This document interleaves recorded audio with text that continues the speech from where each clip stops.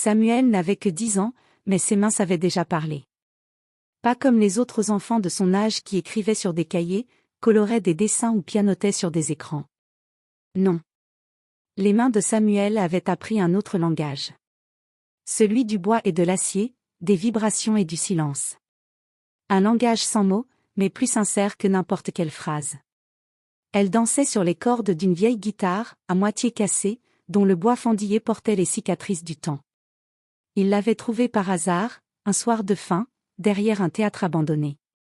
Elle gisait là, rejetée comme un objet sans valeur. Pourtant, à ses yeux, c'était un miracle. Il l'avait soulevée avec précaution, comme on prend dans ses bras un bébé abandonné. Depuis, il ne l'avait plus jamais quittée. Ce n'était pas un jouet. C'était son refuge, son journal intime, sa voix quand les mots ne sortaient plus. Samuel n'avait ni maison, ni école, ni lit. Il n'avait pas non plus d'album de famille, de souvenirs accrochés au mur, ni de dessins au frigo. Juste sa guitare. Et Aïcha. Aïcha, sa petite sœur de 5 ans, était sa lumière. Elle était la seule chose précieuse qui lui restait du monde d'avant. Chaque matin, avant de sortir, il lui passait doucement la main dans les cheveux pour la réveiller, lui souriait pour masquer la fatigue dans ses yeux, puis l'enveloppait dans une couverture épaisse, un vieux plaid élimé qui sentait un mélange de savon bon marché et de poussière. Il l'installait toujours au même endroit, un coin discret de la rue Lafayette, juste à côté d'un café de luxe. Là où les chaussures cirées passaient sans ralentir, là où les manteaux en laine ne prêtaient jamais attention aux petites vies à leurs pieds. Samuel posait un vieux tapis troué sur les pavés froids et s'asseyait. Il posait sa guitare sur ses genoux et commençait à jouer. Les premières notes naissaient avec timidité, comme si elles hésitaient à troubler le tumulte de la ville. Puis elles prenaient confiance, se tissaient, s'enlaçaient, et formaient des mélodies qui coulaient comme une rivière dans le vacarme de la rue. Il jouait des morceaux qu'il inventait au fil des jours, nourris de tout ce qu'il vivait, l'angoisse des nuits sous le pont, la peur qu'on lui arrache Aïcha, la chaleur d'un sourire inconnu, la joie rare d'un croissant partagé. Chaque morceau avait une âme. Certains étaient légers comme les rires d'enfants, d'autres pesaient lourds comme un adieu. Mais Samuel ne chantait pas. Il n'osait pas. Sa voix était enfermée quelque part, au fond de sa gorge, bloquée depuis ce jour terrible où leur immeuble avait pris feu. Un court-circuit. Un hurlement. Des flammes qui grimpent plus vite que les cris. Puis le silence. Le vide. Les services sociaux étaient venus. Ils avaient parlé de placement, de procédure, de foyer. Mais Samuel s'était enfui, serrant la main d'Aïcha. Il ne voulait pas qu'on les sépare. Il ne voulait pas disparaître dans les chiffres d'un système qui ne les verrait jamais vraiment. Ce jour-là, c'était un lundi de novembre. Un vent froid s'infiltrait entre les briques. Le ciel était gris, presque blanc, sans nuance. Les gens marchaient vite, les visages baissés, les mains dans les poches, comme s'ils fuyaient leur propre fatigue. Samuel jouait un air triste qu'il avait composé la veille, qu'il appelait « La promesse ». C'était une chanson sans paroles, née des nuits glacées sous le pont, quand il murmurait à Aïcha qu'il la protégerait toujours, qu'il trouverait une maison, qu'un jour, tout cela serait derrière eux. Chaque note était une promesse silencieuse, un serment joué sur les cordes d'une guitare blessée. Ce qu'il ne savait pas, c'est qu'à quelques mètres, quelqu'un l'écoutait. Une femme s'était arrêtée. Elle ne bougeait pas. Elle ne filmait pas. Elle n'avait même pas sorti son téléphone. Elle était simplement là, immobile, avec dans les yeux cette lumière rare qu'ont ceux qui reconnaissent la beauté dans les endroits les plus inattendus. Elle s'appelait Élise Mongrand. Une violoniste virtuose, connue dans le monde entier, applaudie dans les plus grandes salles. Elle était revenue dans sa ville natale pour un concert caritatif. Elle avait entendu de grands orchestres, diriger des maestros, vibrer sous des applaudissements en cascade, mais ce qu'elle entendait là, c'était différent. Brut. Authentique. Tellement pur que ça lui donnait des frissons. Elle s'approcha, lentement, comme on s'approche d'un feu qu'on ne veut pas effrayer. Quand Samuel la vit, il sentit un frisson le parcourir. Elle était bien habillée, belle, avec des bottes propres et un manteau de qualité. Il serra sa guitare contre lui, prêt à fuir. Il avait l'habitude, les gens bien vêtus n'apportaient jamais de bonnes nouvelles. Mais elle s'accroupit à son niveau, pour être face à lui, et dit simplement, avec une voix douce comme une berceuse. Tu sais que tu viens de me toucher plus profondément que n'importe quel orchestre? Samuel la regarda sans répondre. Il n'avait pas l'habitude qu'on lui parle avec douceur, encore moins qu'on lui parle tout court. Ses yeux sombres étaient pleins de méfiance, mais aussi d'une curiosité silencieuse. « Comment tu t'appelles » demanda-t-elle avec un sourire qu'il ne comprit pas tout de suite. « Samuel » murmura-t-il. « Et cette chanson, tu l'as inventée ?» Il hocha la tête, les doigts crispés sur le bois usé de sa guitare. Il ne savait pas s'il devait être fier ou se taire. Il avait grandi dans l'ombre, et dans l'ombre, on n'apprend pas à recevoir la lumière. Elle ne dit rien d'autre. Pas d'éloges exagérés, pas de promesses en l'air. Juste un silence respectueux, comme si elle avait compris qu'il ne fallait pas brusquer un cœur cabossé. Puis elle se leva, fouilla dans la poche intérieure de son manteau et sortit une petite carte qu'elle déposa, non pas dans la boîte à pièces, mais juste devant lui, comme une invitation précieuse. « Si un jour tu veux qu'on t'écoute pour de vrai, appelle-moi. » Et elle s'éloigna, ses talons discrets résonnant sur le trottoir humide. Samuel la suivit des yeux, incapable de dire si cette femme avait été réelle ou sortie d'un rêve. Le coin de la rue Lafayette avait souvent été le théâtre de ses illusions. Mais celle-là semblait différente. Pendant 3 jours, il garda la carte dans sa poche sans oser y toucher. Il n'osa même pas lire le nom. Elle était là, contre son cœur, comme un secret trop lourd à déplier. Il avait peur.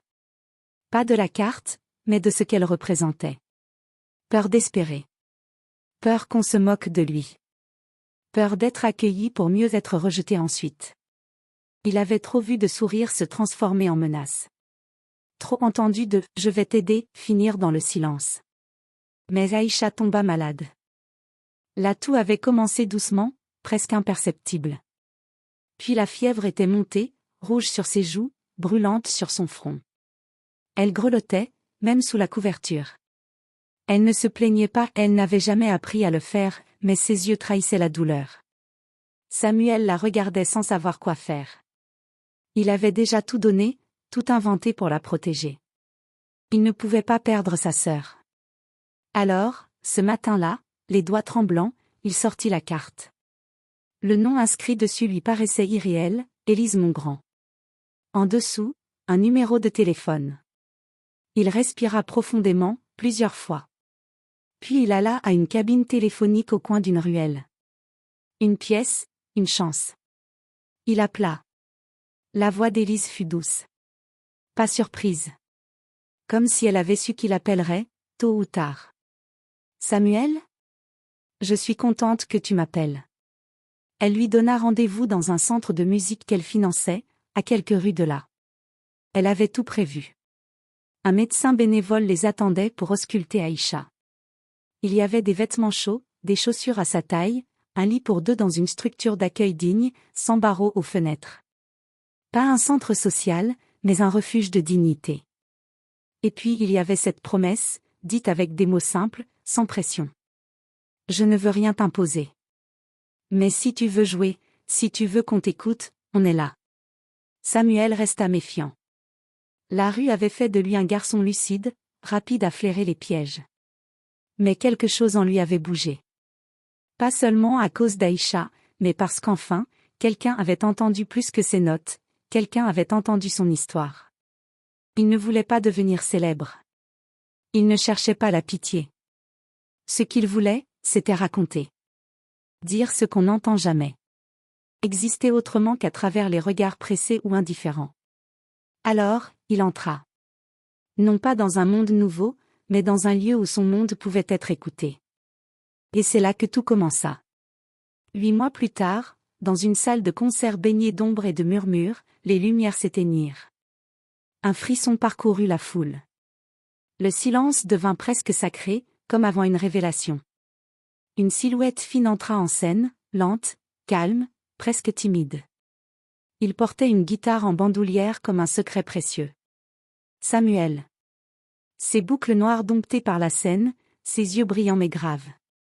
Vêtu d'un costume sobre, noir comme la nuit qu'il avait traversée, il s'avança jusqu'au tabouret en bois au centre de la lumière. Il s'assit. ajusta sa guitare et regarda droit devant lui. Aïcha, assise au premier rang, lui envoya un sourire radieux. Elle était là, vivante, guérie, belle dans sa robe rouge qu'elle avait choisie elle-même. Elle applaudissait déjà sans bruit, les mains posées sur son cœur. À côté d'elle, Élise, en coulisses, retenait ses larmes. Elle connaissait l'histoire que personne d'autre ne voyait. Elle savait ce que chaque note allait dire. Et Samuel joua. Il joua la promesse, cette même mélodie qu'il avait portée quand il n'avait rien d'autre que le froid, le bitume et l'amour de sa sœur. Mais ce soir-là, la mélodie avait changé. Elle avait grandi, elle aussi. Enrichie de silences maîtrisés, étoffée de nuances profondes, transcendée par la sincérité d'un enfant devenu homme. Et pour la première fois, il osa chanter. Sa voix tremblait d'abord, fragile comme une flamme au vent. Mais elle ne céda pas. Chaque parole était une confession. Chaque note portait en elle la douleur d'un passé, la tendresse d'un frère, la peur d'un enfant, l'espoir d'un homme. On entendait le trottoir dans ses accords, la faim dans ses silences, et l'amour dans chaque mot. La salle, pleine à craquer, était figée. Pas un bruit. Même les respirations semblaient suspendues. Puis, quand la dernière note s'évanouit, un souffle d'émotion parcourut les gradins. Et soudain, les applaudissements éclatèrent. Pas des applaudissements de courtoisie.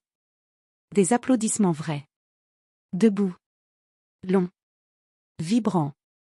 Ils battaient comme des cœurs unis. Il y avait des larmes. Des sourires. Et au milieu de tout cela, un jeune homme, guitare sur les genoux, les yeux brillants, submergé par l'amour. Ce soir-là, Samuel n'était plus seulement le gamin aux semelles trouées. Il était devenu le gamin à la guitare. L'enfant prodige des rues. L'âme oubliée du pavé qui avait trouvé une scène, une voix, un destin. Et le monde écoutait. Avec le temps, Samuel devint un artiste reconnu. Pas une star de papier, mais une voix sincère dans un monde qui cherche trop souvent à oublier les silences. Il chantait la rue, la peur, la tendresse, les révoltes sans cri. Il était invité sur toutes les scènes. Mais il n'oublia jamais d'où il venait. Alors il créa une fondation, la promesse de la rue. Ce n'était pas qu'un nom. C'était une main tendue. Un refuge pour les enfants sans toit, sans voix, sans avenir apparent. Un programme d'accueil, d'écoute, et surtout de création. Il savait, mieux que personne, que certains enfants survivent par l'art. Par un dessin sur un carton, une chanson inventée entre deux insultes, une danse pour oublier le froid. Et dans chaque ville où il se produisait, il gardait un rituel. Il quittait les coulisses, marchait dans les rues, écoutait le vent. Il cherchait un enfant qui lui ressemblait. Un regard perdu. Un coin de trottoir. Un frisson familier. Et quand il le trouvait, il s'approchait doucement, sans bruit. Il tendait la main, comme Élise l'avait fait pour lui, avec une carte, un sourire, une promesse. Parce qu'il savait qu'il suffit parfois d'un regard, d'une guitare, et d'une oreille attentive, pour changer une vie. Des années plus tard. Un matin d'automne, le vent jouait doucement avec les feuilles rousses dans le jardin d'une maison tranquille à la lisière d'une grande ville. C'était la maison d'Élise, désormais à la retraite. Le centre de musique fonctionnait toujours, plus grand, plus beau, avec des équipes dévouées. Mais elle avait choisi le calme. Le temps de lire, de penser, et parfois, d'écouter le silence. Elle arrosait ses plantes quand la sonnette retentit. Elle ouvrit. Samuel était là. Plus grand. Plus sûr de lui. Une barbe discrète, des yeux toujours profonds. Il portait une guitare sur le dos. Et à ses côtés, Aïcha, devenue une jeune femme magnifique, douce et vive, avec ce même éclat dans les yeux que le jour où elle avait applaudi son frère pour la première fois sur scène. Élise n'eut pas le temps de dire un mot. Samuel la prit dans ses bras. Fort. Longtemps. Tu m'as sauvée, murmura-t-il. Elle eut un sourire tremblant.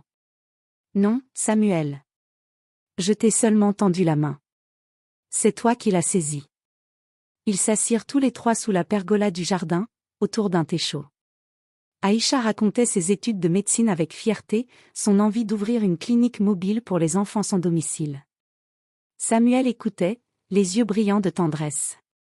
Puis il sortit sa guitare. « Je t'ai écrit une chanson, Élise, dit-il. Elle s'appelle Merci d'avoir regardé. » Elle le regarda, surprise.